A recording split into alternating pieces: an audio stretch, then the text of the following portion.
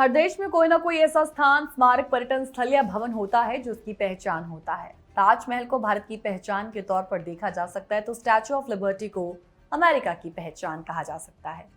आज की पीढ़ी के लिए ये तथ्य रोचक हो सकता है कि स्टैचू ऑफ लिबर्टी अमेरिका को फ्रांस की तरफ से उपहार में मिली थी और इस विशाल मूर्ति को 17 जून के ही दिन अमेरिका को सौंपा गया।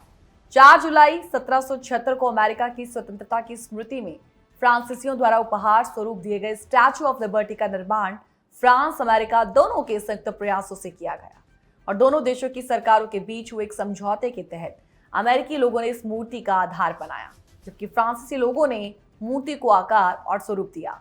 तांबे की शानदार मूर्ति अमेरिका के न्यूयॉर्क शहर के मैनहट्टन में लिबर्टी द्वीप पर स्थित है। लेकिन हाल ही में इस स्टैचू को लेकर एक बड़ी खबर सामने आई। फ्रांस के सांसद राफेल ग्लुक्समैन ने अमेरिका की वर्तमान नीतियों की कड़ी आलोचना की है और सजेस्ट किया है कि अमेरिका को स्टैचू ऑफ लिबर्टी फ्रांस को वापस कर देना चाहिए। ये बयान अमेरिका के राष्ट्रपति ट्रंप की कुछ नीतियों के विरोध में दिया गया है, जो ग्लुक्समैन के अनुसार स्वतंत्रता और लोकतंत्र के मूल्यों के एकदम ऑपोजिट है। चलिए बताते हैं कि स्टैचू ऑफ लिबर्टी, इसका इतिहास और महत्व क्या है। वैसे तो सब जानते ही हैं इसके बारे में, लेकिन आपको बता दें कि फ्रांस द्वारा अमेरिका को ये गिफ्ट किया गया था 1886 में, जो अमेरिकी स्वतंत्रता की घोषणा के शताब्दी वर्ष को मनाने के लिए थी। ये प्रतिमा स्वतंत्रता और लोकतंत्र के प्रतीक के रूप में जानी जाती है और फ्रांसीसी मूर्तिकार ऑगस्टे बार्थेल्डी ने इसका डिजाइन तैयार किया और ये न्यूयॉर्क के लिबर्टी द्वीप पर है। ये प्रतिमा अमेरिका के लिए स्वतंत्रता और स्वागत का प्रतीक बन गई है, स्पेशली उन प्रवासियों के लिए जो बेहतर जीवन की तलाश में अमेरिका आए थे। वापस आते हैं ग्लुक्समैन के उस बयान पर। ग्लुक्समैन ने अपने बयान में दरअसल कुछ पॉइंट्स पर जोर दिया है, जैसे कि अत्याचारियों का समर्थन। ग्लुक्समैन के अकॉर्डिंग अमेरिका ने उन हाल ही के सालों में उन नेताओं और देशों का समर्थन किया जो लोकतांत्रिक वैल्यूज के ऑपोजिट है, तो ये स्वतंत्रता के प्रतीक स्टैचू ऑफ लिबर्टी के मूल्यों के विपरीत हो जाता है।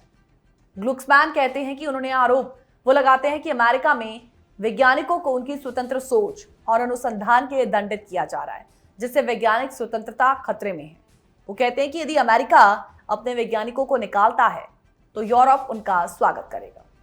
ग्लुक्समैन ने अमेरिका के यूक्रेन में युद्ध के प्रति बदलते रुख की भी आलोचना की।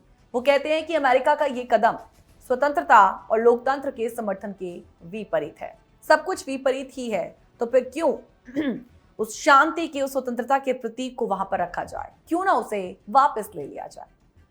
ग्लुक्समैन ने उसी विवादास्पद भाषण में, जिसमें उन्होंने स्टैचू ऑफ लिबर्टी का जिक्र किया, अमेरिकी नागरिकों से एक दूसरा संदेश भी दिया। उन्होंने कहा कि अगर आप अपने सबसे अच्छे शोधकर्ताओं को निकालना चाहते हैं, अगर आप उन लोगों को निकालना चाहते हैं जिन्होंने अपनी स्वतंत्रता, नवाचार की भावना, संदेह और अनुसंधान के प्रति प्रेम के साथ आपके देश को दुनिया की प्रमुख शक्ति बना दिया, तो हम उनका वेलकम करेंगे। लंबे समय से ये मजाक उड़ाया जा रहा है कि क्या फ्रांस कभी आधिकारिक रूप से स्टैचू ऑफ लिबर्टी की वापसी की मांग करेगा, या क्या ट्रंप प्रशासन उसे जो प्रतीकित करता है, उसे सराहता है, क्या वो उसे वापस करेगा? कुल मिलाकर ग्लुक्समैन के इस बयान से अमेरिका और फ्रांस के बीच कूटनीतिक संबंधों में तनाव की संभावना जताई जा रही है। स्टैचू ऑफ लिबर्टी दोनों देशों के बीच एक ऐतिहासिक मित्रता का प्रतीक कहा जाता है और इसे वापस मांगने का सुझाव देना इस मित्रता में दरार का संकेत हो सकता है। हालांकि ग्लुक्समैन का व्यक्तिगत मत है, सभी का नहीं, और फ्रांस की आधिकारिक नीति नहीं है ये, लेकिन ये दोनों देशों के बीच मौजूदा तनाव को उजागर करता है। Statue of liberty freedom, democracy और मित्रता का प्रतीक है। ग्लुक्समैन का यह बयान इस बात की याद दिलाता है कि प्रतीकों का महत्व तब तक है जब तक उनके वैल्यूज का सम्मान किया जाता है। यह आवश्यक है कि सभी देश इन सब वैल्यूज का समर्थन करें, इन सब वैल्यूज की वो लोग रिस्पेक्ट करें।